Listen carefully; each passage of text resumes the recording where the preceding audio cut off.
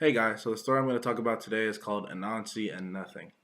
It's a story that finds its origins in West Africa, and I found it in a book by Cecilia Sinclair. And basically, the book is a compilation of many West African stories. So basically, how the story goes is Anansi and Nothing are two West African men, and Nothing is a very rich man, and Anansi is a very poor man.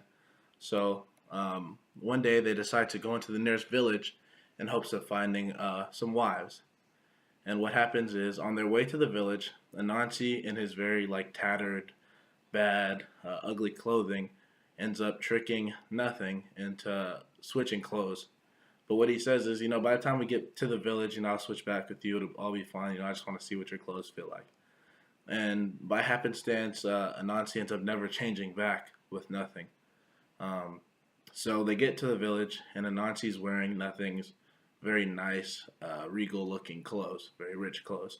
So he looks as though he's the rich man, and Nothing looks as though he's the poor man. So when they get to the village, Nothing has problems finding a wife, as he's wearing the tattered, ripped up, nasty clothes, and Anansi, who's wearing Nothing's clothing, um, has many girls come up to him. Many girls want to talk to him. Many girls want to be courted by him, and eventually they go back to their village, or they travel back to where they're from.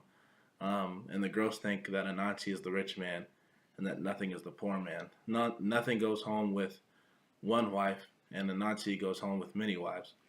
And actually, when they get to their village, the girls are bamboozled because they see that Anansi goes to his hut, his little um, poor hut, and Nothing goes home to his palace. So basically, it's a story about never judging a book by its cover, getting to know people for who they are. Um, yeah, that's the moral of the story.